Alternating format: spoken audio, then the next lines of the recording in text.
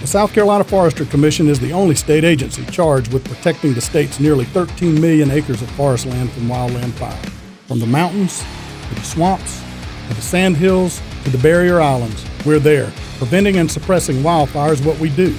We are the South Carolina Forestry Commission.